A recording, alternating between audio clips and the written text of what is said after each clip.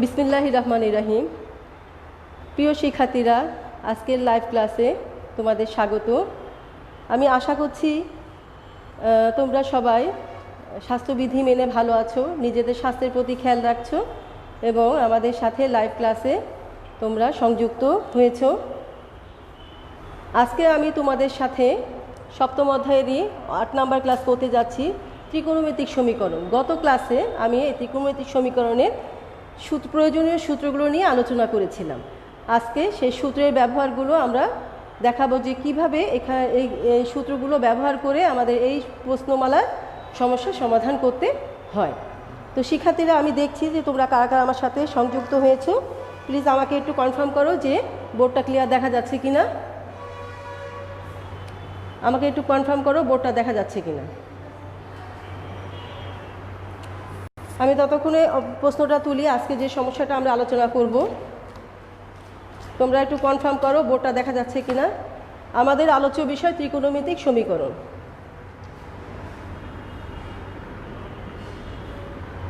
দেখা যায়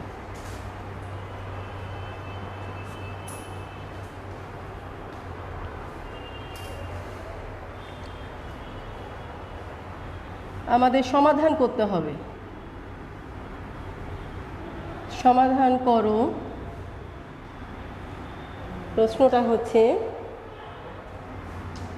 4 sin square theta plus cos theta equal to 5 যখন মাইনাস থিটার রেঞ্জটা আছে 2π is less than theta is less than 2π। অর্থাৎ থিটার মান আমাদের সমাধান করতে হবে। সমাধান করো মানে কি, একটা সমীকরণ দিয়ে আছে। কি সমীকরণ? ত্রিকোণমিতিক সমীকরণ। শিক্ষার্থীরা,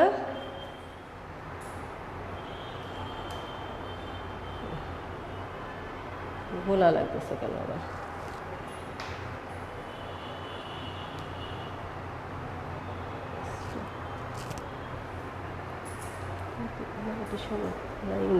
জ্বালাই দিই।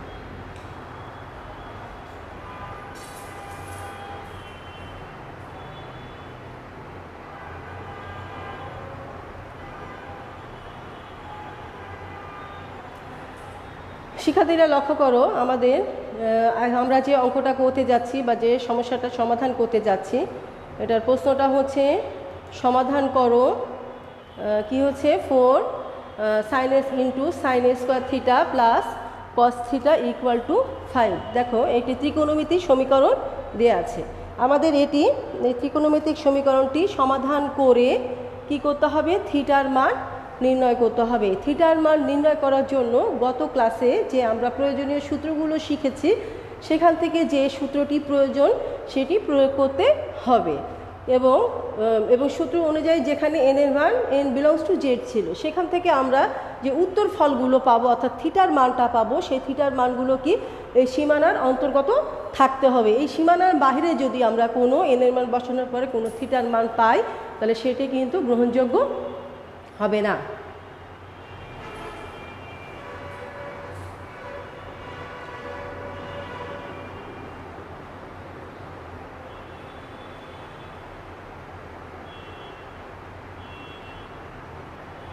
আশা করছি এখন তোমাদের ক্লাসটা বোর্ডটা ক্লিয়ার দেখা যাচ্ছে। আমাকে আরেকবার একটু কনফার্ম করো, মাঝখানে একটু ডিস্টার্ব হয়েছিল।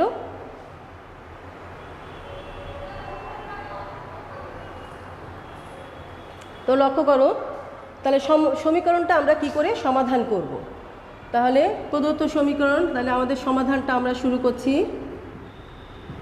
সমাধান শুরু করার সময় আমরা কি লিখব? প্রদত্ত সমীকরণ যেটা দেয়া আছে সেটা 4 into sin square theta plus cos theta equal to 5।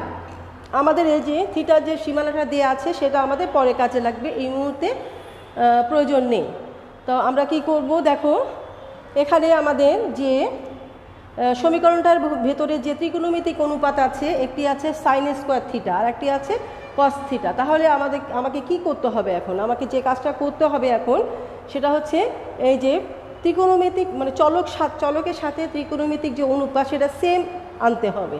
তাহলে আমাদের আছে একটি সাইন স্কোয়ার থিটা আর একটি আছে কস থিটা। কস থিটাকে আমরা সাইনে কনভার্ট করতে গেলে রুট ওভার ঝামেলা আসবে, কিন্তু সাইনকে আমরা সহজেই কজে কনভার্ট করতে পারি সূত্রের সাহায্যে। তাহলে আমরা এখন সেই কাজটা করব। তাহলে ইমপ্লাইজ দ্যাট আমরা 4 ইন্টু একবারে ভেঙে মানটা বসায় দিব 1 minus cos square theta plus 4 into cos theta minus 5 equal to 0। আমরা একই জাতীয় ত্রিকোণমিতিক অনুপাতে নিয়ে আসব। তাহলে 4 minus 4 cos square theta plus 4 cos theta minus 5 equal to 0। শিক্ষার্থীরা, আমাদের এখানে যে এই সমীকরণটার মধ্যে থিটা চলকের যে ত্রিকোণমিতিক অনুপাত আছে কজ, এই কজের সর্বোচ্চ পাওয়ার কি কজ স্কোয়ার থিটা আছে। তাহলে কজ স্কোয়ার থিটা এখানে কিন্তু সাইনটা আছে মাইনাস, তাহলে এই মাইনাসটাকে আমরা প্লাস করব। প্লাস করতে গেলে পুরো রাশিটাকে আমাদের কি করতে হবে, -1 দ্বারা গুণ করতে হবে। তাহলে আমি এই অংশটা আগে লিখলাম 4 কজ স্কোয়ার থিটা, তারপরে -4 কস থিটা, তারপর যেহেতু মাইনাস দিয়ে গুণ করছি আমরা -4 প্লাস 5 ইকুয়াল টু 0। আশা করি তোমরা বুঝতে পেরেছো। আমি উপরের থেকে মুছে ফেলছি।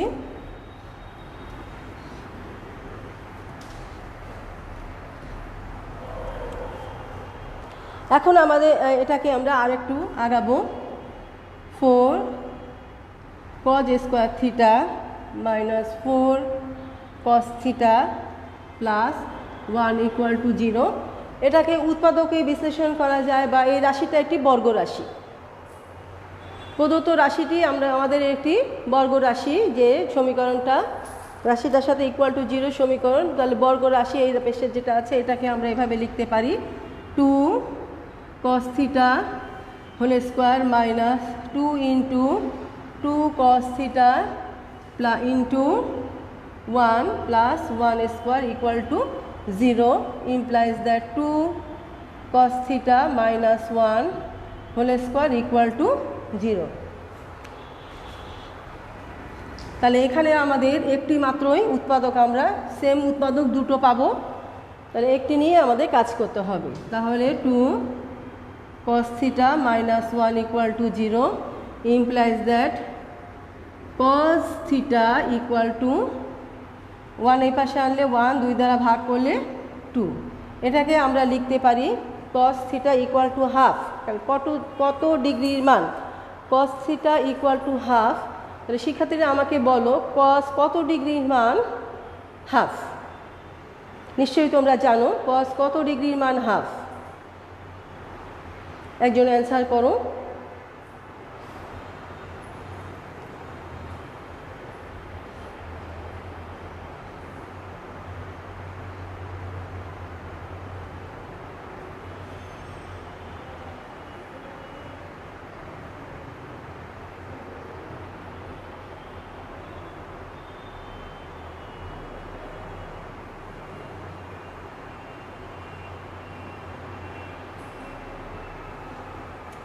গুড।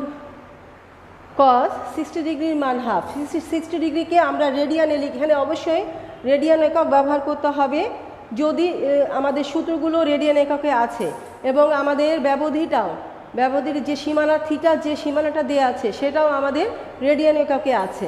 তাহলে আমরা এখানে অবশ্যই রেডিয়ান একক ব্যবহার করতে হবে।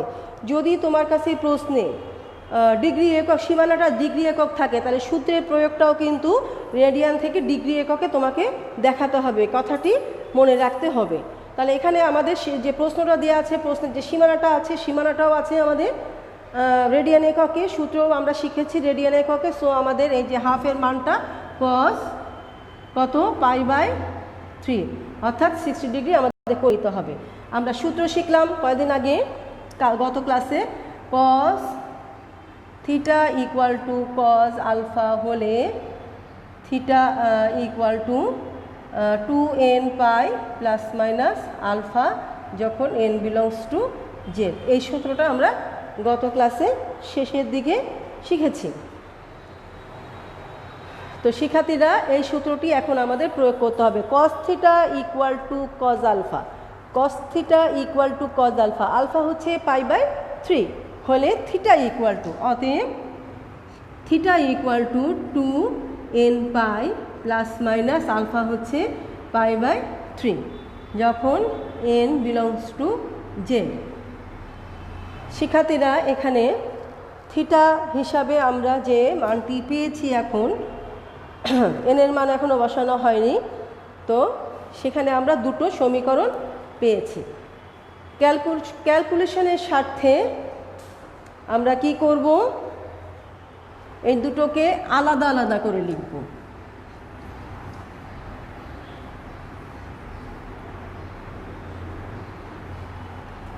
তাহলে আমরা লিখব যে অর্থাৎ theta equal to 2n pi plus π/3 যখন n belongs to Z 1 number, এবং theta equal to 2n pi minus π/3 যখন n belongs to Z 2 number.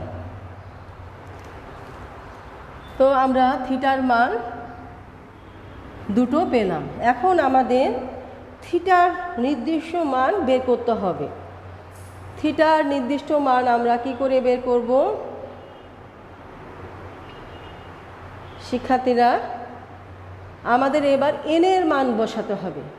যদি প্রিয় শিক্ষার্থীরা, এখানে একটি কথা আছে, যদি তোমার কাছে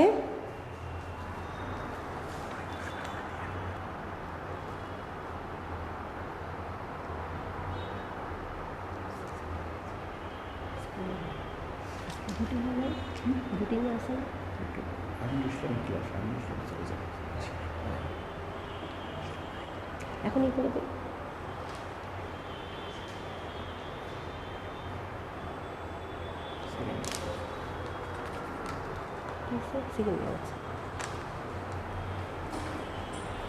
প্রিয় শিক্ষার্থীরা, দ্বিতীয় বর্ষের শিক্ষার্থীরা, তোমাদের জন্য একটি ঘোষণা আছে।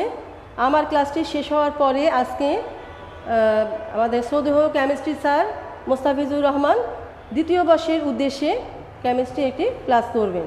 তোমরা অবশ্যই প্রস্তুত থাকবে। অনলাইনে যে ক্লাস হওয়ার কথা ছিল অনিবার্য কারণে সেটি আজকে হচ্ছে না। সেই টাইমে আমাদের শ্রদ্ধেয় মোস্তাফিজ স্যার তোমাদের রসায়ন ক্লাস নেবেন। আশা করি বিজ্ঞান শাখার স্টুডেন্টরা তোমরা উপস্থিত থাকবে।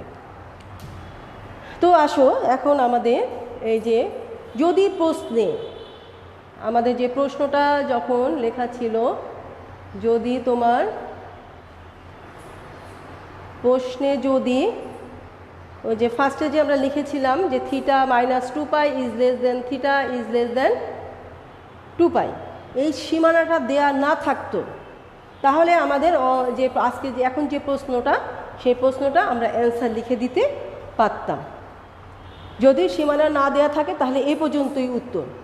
কিন্তু আমাদের প্রশ্নে কি আছে, একটা ব্যবধি দিয়ে আছে থিটার মানের।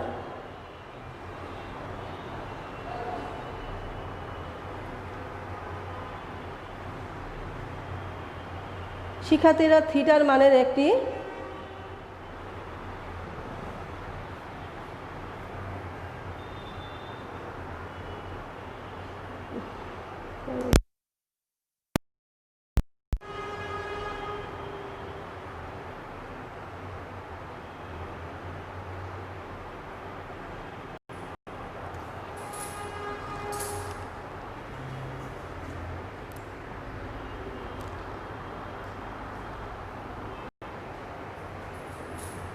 থিটার মানের একটি ব্যবধি দেওয়া আছে। সুতরাং এবার আমাদের যে কাজটা করতে হবে, প্রদত্ত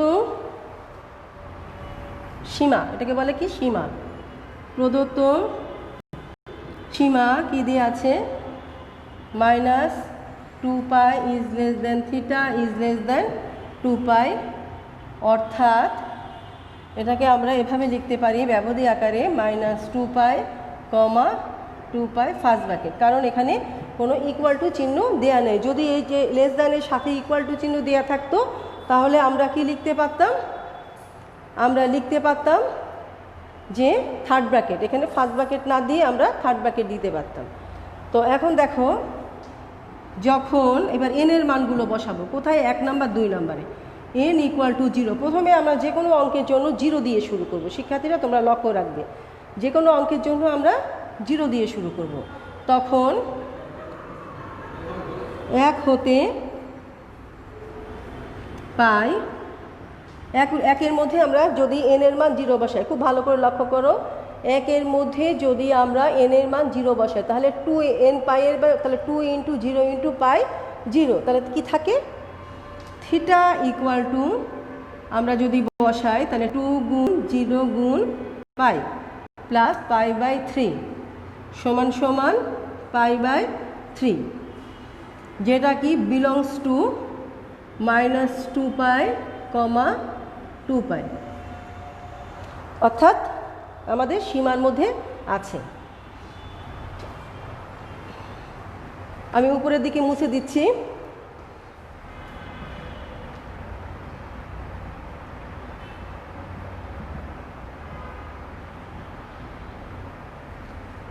এক নং হতে আমরা এটা পেলাম, এবার 2 নং হতে আমরা পাই লিখব। কেউ চাইলে এটি ছক আকারেও লিখতে পারো।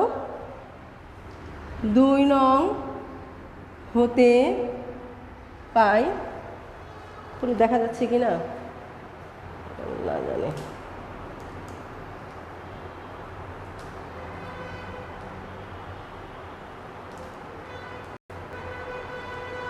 হুম 2 নং হতে পাই কি হচ্ছে, থিটা = 2 × 0 × পাই -π/3 = -π/3, যেটা কি বিলংস টু কার মধ্যে আছে, 2π, 2π সীমার মধ্যে এটি আছে। তাহলে n এর জন্য আমরা n = 0 জন্য 0 কার সদস্য, পূর্ণ সংখ্যার সদস্য, জেড এর সদস্য, অর্থাৎ তাহলে 0-র জন্য আমরা আমাদের যে দুটো সমীকরণ ছিল, 1 নাম্বার 2 নাম্বার, থিটা দুটো মান আমরা n সম্বলিত পেয়েছিলাম।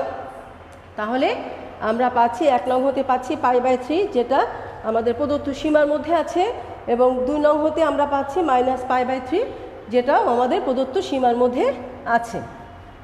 এবার আমরা পর্যায়ক্রমে +1 -1 এভাবে করে পরীক্ষা করতে হবে, এবং ক্যালকুলেশন কিন্তু তোমাদের দেখাতে হবে। ক্যালকুলেশনে কিন্তু আলাদা করে মার্কস বরাদ্দ আছে। তাহলে আবার n = -1 হলে 1 নং হতে পাই কি পাই, থিটা = 2 × -1 × পাই প্লাস π/3 = -2π প্লাস π/3। এটাকে আমরা ক্যালকুলেশন করলে পাচ্ছি, লসাগু করলে -6 + 1, তাহলে কত, -5π/3 বিলংস টু 2π, -2π, 2π। প্রিয় শিক্ষার্থীরা, আমরা কি করে বুঝবো যে এটা এই সীমার মধ্যে আছে? আমরা দেখেছি যে π/3 কত, 60 ডিগ্রি। 60 ডিগ্রির সাথে π/3 সাথে যদি 5 গুণ করা হয়, π/3 মানে 60 ডিগ্রি, 5 × 6 = 30 ডিগ্রিতে যদি আমরা হিসাব করি, তাহলে 5 × 6 = 30, তার মানে 300 ডিগ্রি, মাইনাসের দিকে 300 ডিগ্রি, আর এদিকে -2π কিন্তু মাইনাসের দিকে 360 ডিগ্রি। তাহলে 300 ডিগ্রি নিঃসন্দেহে, -300 ডিগ্রি নিঃসন্দেহে -360 থেকে +360-এর ভিতরে অবস্থিত বা অবস্থান করে। সুতরাং আমাদের এই মানটিও গ্রহণযোগ্য। আমরা এরপরে দেখো 2 নং হতে পাই, 2 নং হতে পাই কি, থিটা = এটা হিসাব করলে -2π হবে, -π/3। তাহলে এখান থেকে আমরা ক্যালকুলেশন করে পাবো -7π/3 ডাজ নট বিলংস টু, এটা কিন্তু গ্রহণযোগ্য হবে না, 2π, 2 পাই। আমরা যে কী লিখেছি, ডাজ নট বিলংস টু। ভালো করে লক্ষ্য করো, আমরা কি লিখেছি, ডাজ নট বিলংস টু। লক্ষ্য করো, আমরা কিন্তু ডাজ নট বিলংস টু লিখেছি, কারণ কি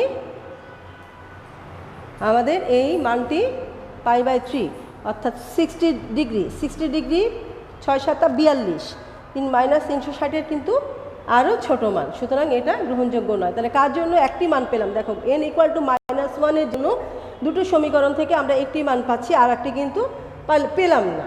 তাহলে আমাদের উত্তর ফলের মধ্যে আমরা এই মানটা লিখব, এই মানটা নিচের পরবর্তী 2 নম্বর সমীকরণ থেকে প্রাপ্ত মানটি আমরা লিখব না।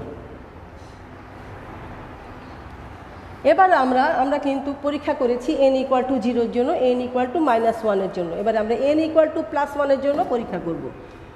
n = 1 +1 হলে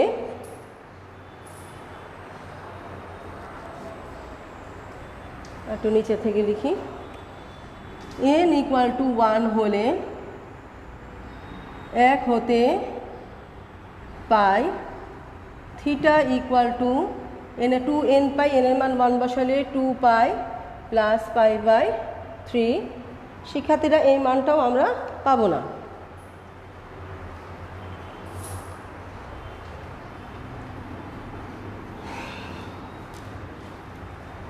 তাহলে এখান থেকে কত পাচ্ছি আমরা, 7π/3 ডাজ নট বিলংস টু -2π, 2π। তাহলে এই মানটাও আমরা পাচ্ছি না। কিন্তু দেখো 2 নং হতে পাই, থিটা = 2π, 2n মানে 1 বসালে 2π হয়, -π/3। এটা লসাগু করলে 5π/3 × 6, 6 থেকে 1 বিয়োগ দিলে 5π/3। আর 5π/3 কত, 300 ডিগ্রি, কি নিঃসন্দেহে বিলংস টু -2π থেকে 2π এর মধ্যে অন্তর্গত। শিক্ষার্থীরা এরপরে আমাদের যে n = -2 বা n = 2 যেটাই নেই না কেন, এখানে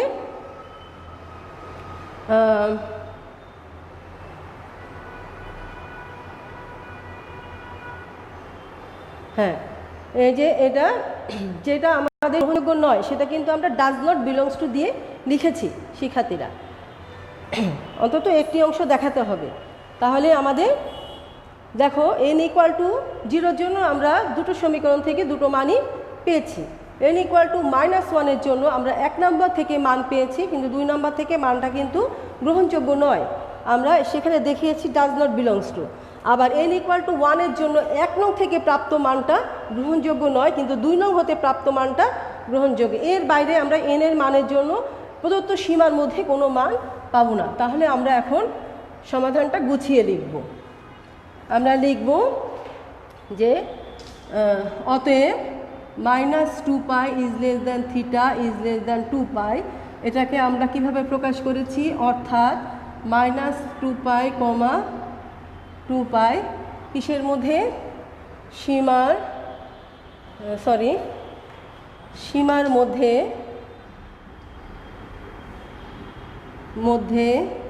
নির্ণয় সমাধান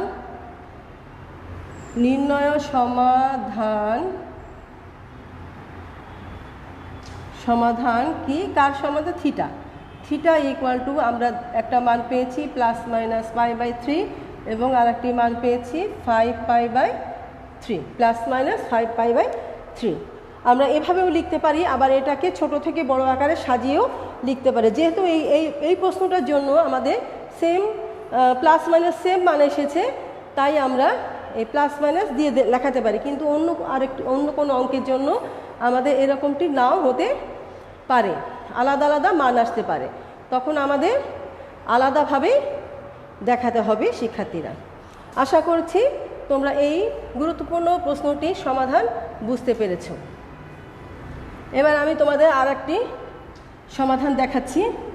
আমাদের হাতে সময় কম, এমনি ক্লাস টাইম একটু বেশি হয়ে যাবে মনে হচ্ছে, তোমরা একটু দ্রুত মনোযোগ দিয়ে লক্ষ্য করো। আমরা যে বইটি ফলো করছি সেই বই অনুসারে আমাদের 2-এর 9 নম্বর অঙ্কটি আমি দেখছি। প্রশ্ন কি আছে? cot theta plus tan theta equal to 2 sec theta. এটা কি করতে হবে? সমাধান করতে হবে। সমাধান করো যখন এখানেও আমাদের একটি সীমানা দিয়ে আছে 2 pi is less than theta is less than 2 pi. এই সীমার মধ্যে প্রদত্ত সমীকরণটি সমাধান করতে হবে। এই প্রশ্নটা বেশ গুরুত্বপূর্ণ, অনেকবারই বিভিন্ন সময় বিভিন্ন বোর্ডে এসেছে, তো সৃজনশীলেও আসতে পারে। খুবই গুরুত্বপূর্ণ একটি প্রশ্ন। তাহলে সমাধান cot theta plus tan theta equal to 2 sec theta. সমাধানটা কি করে করতে হবে লক্ষ্য করো। আমরা লিখব cos থিটা বাই সাইন কজে নিয়ে যাব। Sine theta plus sine theta divided by cos theta equal to 2 into 1 by cos theta. এটাকে আমরা লসাগু করব। Sine theta into cos theta, তাহলে কি হয়? cos square theta plus sine square theta equal to 2 divided by cos theta. আমাদের উপরের অংশে মান কি হবে? 1 divided by sine theta into cos theta equal to 2 divided by cos theta. এখানে আমরা কোনো এ জায়গায় আমরা কাটাকাটিও করে ফেলতে পারি, কারণ cos থিটার মান 0 হতে পারে না।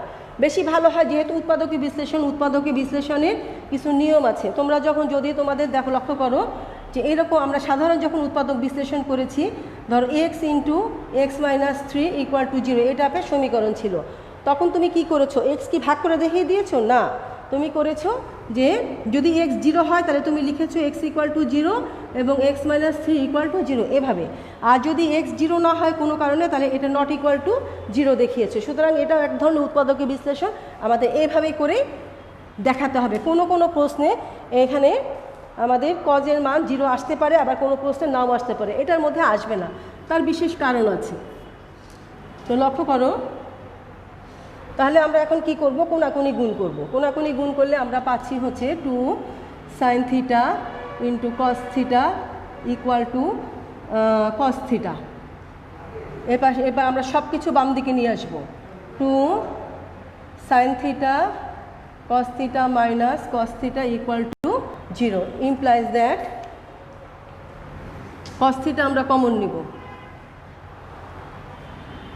cos থিটা কমন নিলে 2 sine theta minus 1 equal to 0 implies that 2 sine theta minus 1 equal to 0, যেহেতু cos theta not equal to 0। এই প্রদত্ত অঙ্কে cos theta not equal to 0, তার কারণ হচ্ছে cot থিটা আছে। cot থিটাকে আমরা সাইন কজে ভাগ করলে কি হয়? আমাদের কজ নিচে থাকে, তাহলে নিচে হর অংশ যদি 0 হয় তাহলে সমীকরণটাই সিদ্ধ হয়, মানে কি বাস্তবে পাওয়া যাবে না। একইভাবে রাইট সাইডে sec থিটা আছে। sec থিটা কি? 1 বাই cos থিটা, তাহলে সেখানে আমাদের হর অংশে cos থিটা আছে, তাই cos থিটা 0 হতে পারে না। তাহলে একমাত্র সমীকরণ এটা। তাহলে সাইন থিটা ইকুয়াল টু আমরা কি পাচ্ছি? হাফ ইকুয়াল টু কত? সাইন আমরা পাই 60 ডিগ্রি, পাই বাই 6। তাহলে sine theta equal to sine alpha হলে theta equal to n pi plus -1 whole to the power n into pi by 6, যখন n belongs to z। আশা করছি তোমরা সূত্রের প্রয়োগটি বুঝতে পেরেছো। এখানে একটাই সমীকরণ, এখন আমাদের যে প্রদত্ত সীমা অনুযায়ী মানগুলো বের করা। তাহলে আমরা প্রদত্ত সীমা অনুযায়ী মানগুলো এখন বের করব। যখন n ইকুয়াল টু 0, তখন আমরা থিটা ইকুয়াল টু কি পাই? এখানে 0 বসালে আমরা পাচ্ছি 0 plus -1 whole to the power 0 into pi by 6। তাহলে কত হচ্ছে? কোনো কিছু পাওয়া 0 মানে 1, তাহলে পাই বাই 6। এটা কি? আচ্ছা, এর আগে আমাদের লিখে নিতে হবে প্রদত্ত সীমা। সীমা কি দেওয়া আছে? -2 pi is less than theta is less than 2 pi, অর্থাৎ -2 পাই, 2 পাই। তাহলে এখন এটা বিলংস টু -2 পাই, 2 পাই। তারপরে n ইকুয়াল টু -1 এর জন্য আমরা দেখব হলে থিটা ইকুয়াল টু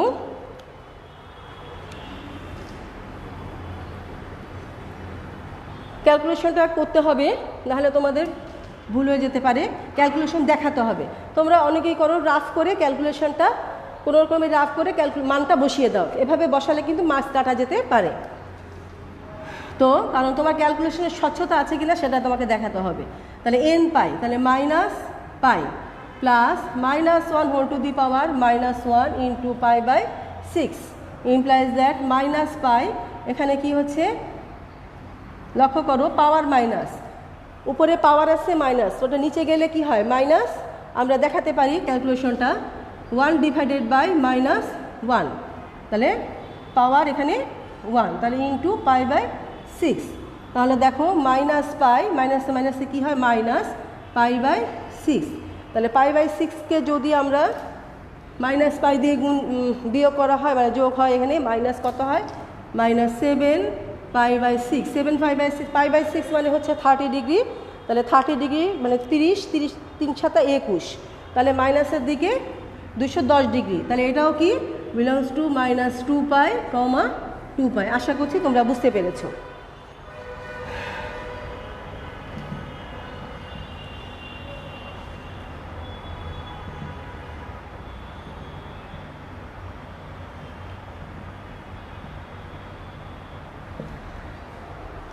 আচ্ছা, এবার আসো আমরা কি করব, n ইকুয়াল টু +1 নিব +1 জন্য। n ইকুয়াল টু 1 হলে theta equal to pi plus -1 whole to the power 1 into pi by 6, তাহলে ইমপ্লাইজ দ্যাট কত পাই, এখানে কত মাইনাস পাই বাই 6 সমান সমান কত 5 পাই বাই 6। শিক্ষার্থীরা কত পেলাম 5 পাই বাই 6। 5 পাই বাই 6 নিঃসন্দেহে কি plus 5 pi by 6 belongs to -2 pi, 2 pi এটার মধ্যেই আছে। আচ্ছা দেখো কিভাবে পাই বাই 6 মানে 30, 3 5 15 অর্থাৎ 150 ডিগ্রি। এবার আমরা n এর মান কত নিব,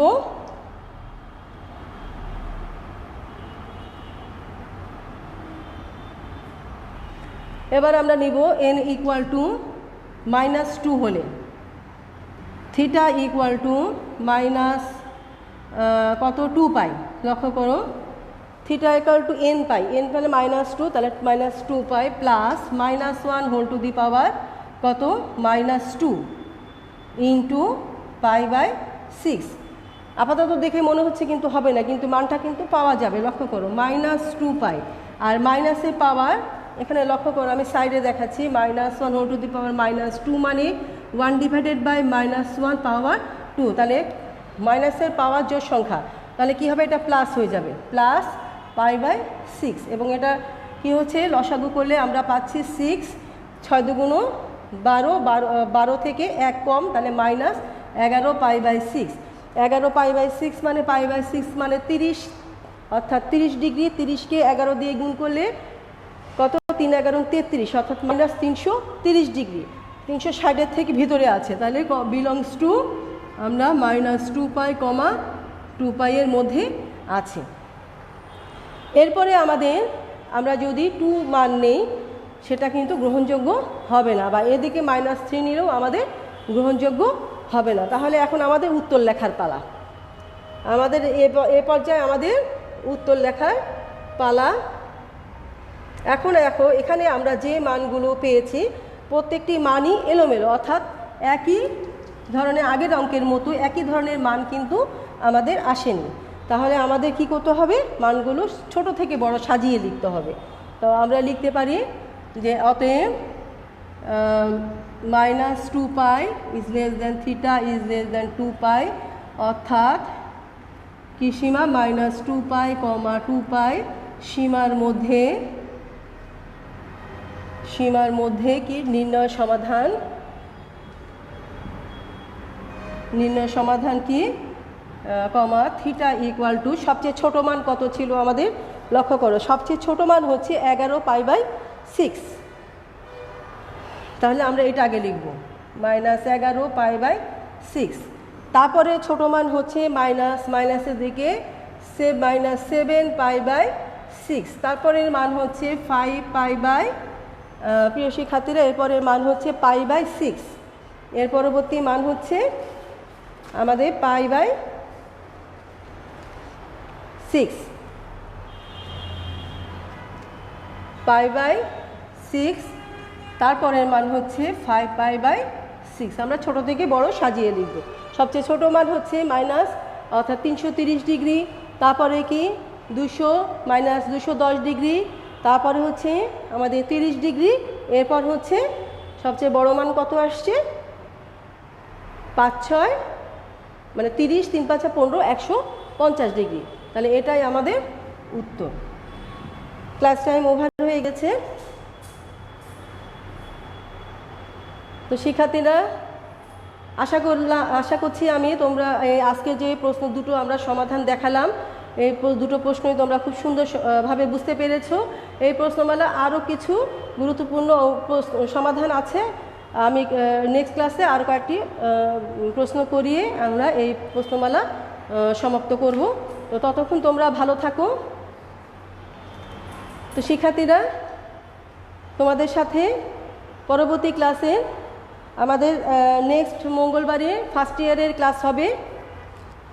উদ্দেশ্যে 2020-21 শিক্ষাবর্ষে যারা নতুন ভর্তি হয়েছে তাদের উদ্দেশ্যে আগামী মঙ্গলবারে আমাদের যথাসময়ে রুটিন অনুসারে ক্লাস হবে। আমরা প্রথম অধ্যায় দিয়ে শুরু করব। শিক্ষার্থীরা, দ্বিতীয় বর্ষের শিক্ষার্থীরা, তোমাদের কারো যদি সেই প্রথম অধ্যায়ের কোনো মানে পুরানো পড়া নিয়ে কারো যদি কোনো সমস্যা থাকে, তাহলে আশা করছি তোমরা এই পরবর্তী এই যে আমাদের যে নতুনদের জন্য যে ক্লাস শুরু হবে, তোমরা তোমাদের সেই ঘাটতিগুলো ঝালাই করে নেবে। এবং এটাই হচ্ছে আমাদের প্রথম বর্ষে ক্লাস শুরু, তোমাদের জন্য রিভিশন ক্লাস। তো সুতরাং ততক্ষণ তোমরা ভালো থাকো। তোমাদের উদ্দেশ্যে আবার আমাদের ক্লাস হবে আগামী বৃহস্পতিবারে। তো সকলকে ধন্যবাদ জানিয়ে আমি আজকে আমার ক্লাস সমাপ্ত করছি। ধন্যবাদ সবাইকে।